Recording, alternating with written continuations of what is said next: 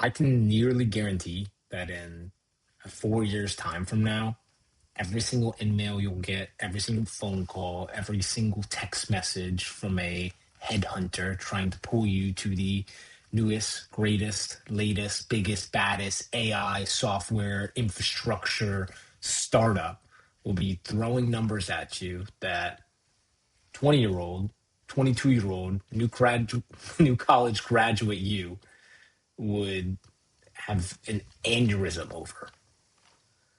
500K OTEs will be the standard, not the outlier, and seven-figure earning opportunities. And I'm not talking $1,001, 2 million, 3 million, 4 million, 5 million. They won't be these weird, cryptic, unbelievable stories that you've heard from one colleague of another colleague of an ex-business owner's other colleague, right? They'll be legitimate earning shots that you can see if you put in hard work, discipline, input, numbers, and get a little bit of luck, a little bit of good karma your way. Absolutely realistic, achievable, attainable, right? And still life changing. There's a lot of signals that make me think there's going to be a big shift on all of these fronts, and it really is very, very soon. If you've been in the market in the past 24 months, you know that there's an undercurrent.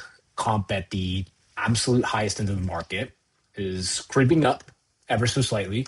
Commission plans are becoming more lucrative for overperformers. It's the biggest thing that I've actually seen in the last 2 quarters is the substantial increases, almost exponentially, right? In pre-negotiated accelerator plans for dollars earned over quota.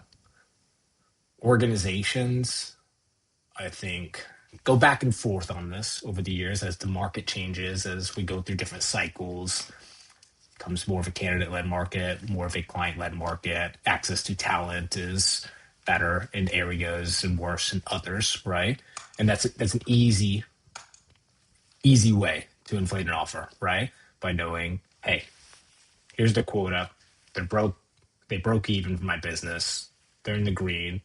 I'm cash flowing out of this person plus some, right? Reinvesting into homogenizing that across the group.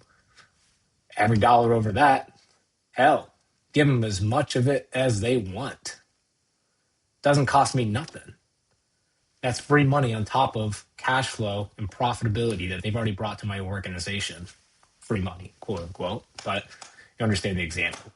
So we're in one of those cycles right now where those types of plans are becoming increasingly more common, increasingly more lucrative, and increasingly more realistic as we get to these X marks and inflection points where the market ain't too bad, job market ain't too bad, they hit in the middle, and if you negotiate a deal at that right time, you're sitting pretty. Other bits and bobs. 500K doesn't just come out of nowhere. It is a bit inflationary, right? Not just in the macroeconomic sense. Yes, we're living through multi-year inflation cycles, but for software sales organizations, go-to-market organizations, the inflation story is a bit bigger than CPI and interest rates and whatever nonsense is happening politically. The total addressable market in software, in cyber, in AI, although, continues to swell. It's forcing companies to take bigger bets on fewer reps as the talent pool is not laterally scaling at the same pace that the market is scaling. More companies, same amount of talent, not an equal equation. When these growth expectations stay high, but the headcount doesn't, the dollars naturally consolidate. It's just simple economics of the situation. Another angle that you can look at this from is the technical globalization, right? That these buyers today expect sellers to act like domain experts.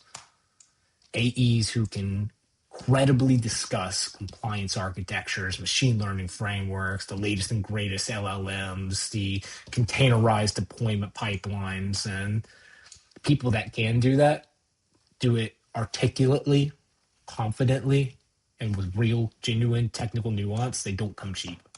And the result of this is the best sellers increasingly look like half sales, half solutions engineer hybrids. And this kind of technical slash commercial acumen is rare, generally meaning more expensive, driving prices up once again to match the level of talent and skill set someone is bringing to an organization. And that type of role will become more and more common. Technology only gets more complex. Technology only addresses a more diverse set of buyers or users over time, meaning different types of implementations, different types of use cases, different types of technical integrations. You need to be smarter and you need to work harder. And if you can do that, you will get paid more. Smaller teams, bigger quotas, thinner middle management. This is, I think, maybe the most consequential element of this whole storyline, right? Is the reshaping of the quote unquote middle class of sales organizations. There will not be a middle anymore. Teams will be smaller, quotas will be bigger at the top end. There will not be middle management. You'll have layers of leadership, less internally, and the sales floor will carry more weight, more autonomy, more accountability. And naturally, the compensation will reflect that. When you've got fewer people in the seat, each seller has to deliver more, and they should and will get compensated accordingly. I mean, bigger bases, richer accelerators, as I mentioned before, and more layered back-end incentives that keep them locked in. Equity, long-term incentive plans, bonuses, et cetera, right? The shaping of the middle class or the deletion of the middle class in these sales organizations, I think, again, will be one of the biggest storylines. When you consolidate dollars, you consolidate quota, you consolidate talent, right? At the highest end, the most technical, the most experienced, the most ambitious, and the most energetic sales reps. Give them more responsibility, give them larger patches to go after, give them larger books of more named accounts that are higher quality businesses that they can pursue. And they can do it now. It's less a matter of their time, their efficiency, and their effectiveness if they're utilizing modern technology and sales enablement tools appropriately, automating their processes, finding sophisticated ways to do data entry and admin and follow up and outreach, etc., right? And are exponentially increasing their capability to cover more accounts, cover more sales, sell more deals, hit higher quotas, reap larger rewards for that, yada, yada, yada. The middle doesn't matter anymore.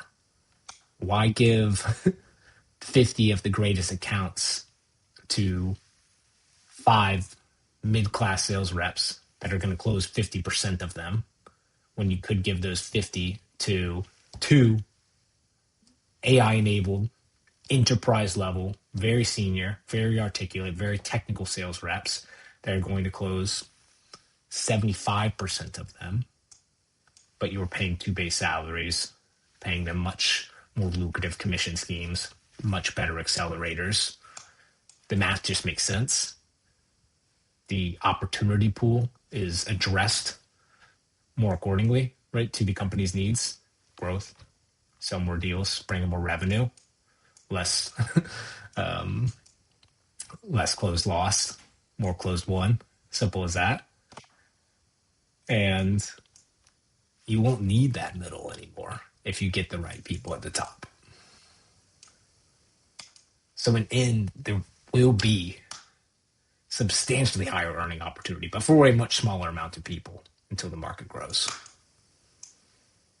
On the other end of that, the entry level and the sales support and sales enablement revenue operations opportunities, they're going to be in heavier demand as well to support these different types of selling motions, these more team-led selling motions, these more technical and complex and integrated motions. And it'll be interesting to see this divergent gap, right? That is the deletion of the middle class of sales orgs, but the inflation of the high end and the inflation of the low end. And where those collide is going to be the really interesting part of this whole thing.